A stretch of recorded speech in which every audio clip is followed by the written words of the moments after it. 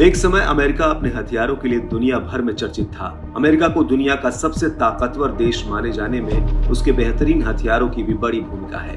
लेकिन अब हथियार आधुनिक हो रहे हैं और युद्ध के तरीके बदल रहे हैं।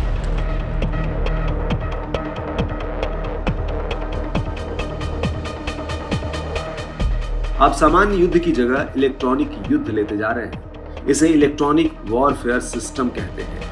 यानी जिस देश के पास जितनी बेहतरीन टेक्नोलॉजी वाले हथियार और दुश्मन के हथियारों को कंट्रोल करने वाली टेक्नोलॉजी है, उसके युद्ध जीतने के चांस ज्यादा है।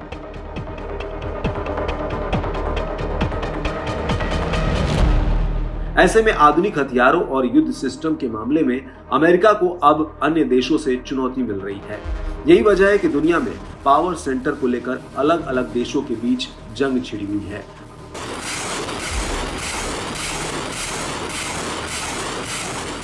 पावर सेंटर बनने की ये लड़ाई भी बड़ी दिलचस्प है। दरअसल जो पावर सेंटर बनना चाहते हैं वो आपस में सीधी लड़ाई नहीं लड़ रहे हैं, बल्कि अपने सहयोगियों की मदद से इनडायरेक्ट तरीके से युद्ध लड़कर एक दूसरे की ताकत का अंदाजा लगा रहे हैं और उन्हें आर्थिक रूप से कमजोर करने में लगे हैं।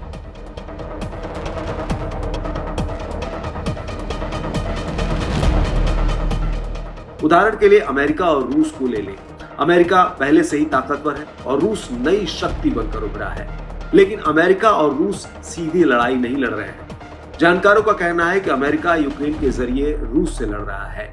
यूक्रेन जिन हथियारों से रूस से मुकाबला कर रहा है वो सब अमेरिका द्वारा सप्लाई किए गए हैं। अमेरिका इसे यूक्रेन की मदद या सपोर्ट कहता है, लेकिन अब अमेरिकी हथियारों को लेकर एक रिपोर्ट सामने आई है जो अमेरिका की चिंता बढ़ा देगी। रिस्पॉन्सिबल स्टेटक्राफ्ट RS का कहना है कि अमेरिकी हथियार रूसी हथियारों के आगे फेल हैं। उसने कहा कि अमेरिकी हथियार इसलिए फेल हैं क्योंकि वे GPS पर बहुत अधिक निर्भर हैं और इसी वजह से वो रूस के सामने टिक नहीं सकते। जिन अमेरिकी हथियारों को अविश्वसनीय माना जाता है उनके बारे में रिपोर्ट चौंकाने वाली तो है ही। हालांकि RS की रिपोर्ट में यह भी कहा गया है कि यूक्रेन में अमेरिकी हथियारों की विफलता की एक वजह यह भी है कि वहां की सेना के पास उन हथियारों को इस्तेमाल करने के लिए पर्याप्त ट्रेनिंग नहीं है।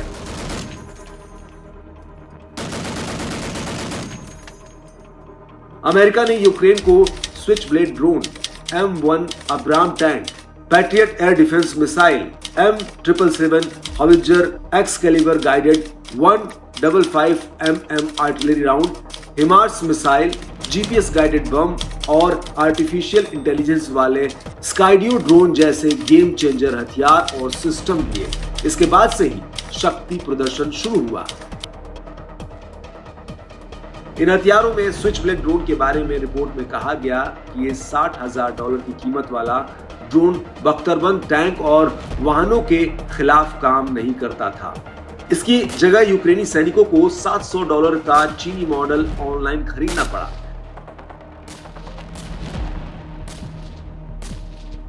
इसी तरह $10 मिलियन वाले अब्राम टैंक के बारे में कहा गया कि युद्ध में ये बार बार खराब होता रहा। रूस ने एक टैंक को पकड़ भी लिया था। उसने अपने यहाँ के हथियार प्रदर्शन में इस टैंक की तुलना M777 हॉवित्जर से की। माना गया कि यह अमेरिका और सैन्य ताकत का मजाक उड़ाने जैसा है।